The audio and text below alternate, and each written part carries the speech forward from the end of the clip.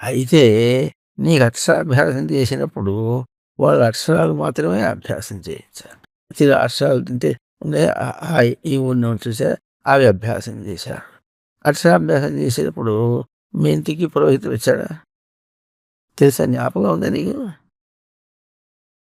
జ్ఞాపకం లేదు. చాలా చిన్నప్పుడు చేశారు.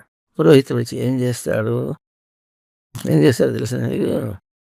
ఓ నా మహా శీ వా యహ అని నేర్పిస్తాడు. జ్ఞాపకం ఉందా నీకు? అట్లా చెప్పకూడదు, తప్పు. ఓ నా దీర్ఘం లేదు. ఓ కాదు, ఓం నమః శివాయ. ఓం చెప్పు. ఓం ఓం నమః నమః శివాయ. శివాయ. ఓం నమః శివాయ. ఓం నమః శివాయ. ఓం నమః శివాయ. ఓం నమః శివాయ. ఇది చెప్పాలి. ఇది చెప్పకుండా ఓ నమః శివాయ అంటే తప్పు కాదు. అన్నిటికీ దీర్ఘాలే.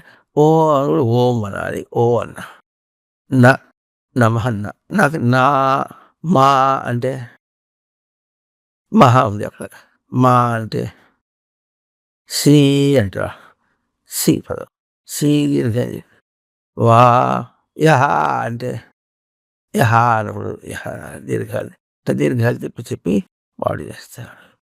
అక్కడికి అంతవరకు అక్షరాభ్యాసం అన్నట్టు. అక్షరాభ్యాసం అంటే అంతవరకు కాదు. ఆ మంత్రం చాలా గొప్ప మంత్రం. కానీ ఆ మంత్రాన్ని బాగా తెలుసుకోవాలి. ఇప్పుడు అక్షరం అంటే ఎట్లాగో మంత్రం అంతా కలిపి కూడా అంతే అర్థమే. ఆ అక్షరాన్ని అట్లా తెలుసుకోవాలి. తెలుసుకోకుండా ఇట్లా దీర్ఘాలు రాయించేసి పుస్తకం తీసుకుని కాగితం పలక మీద రాయించేసి అంత అయిపోయింది పో, నేను పోయి ఎల్కేజీలో పో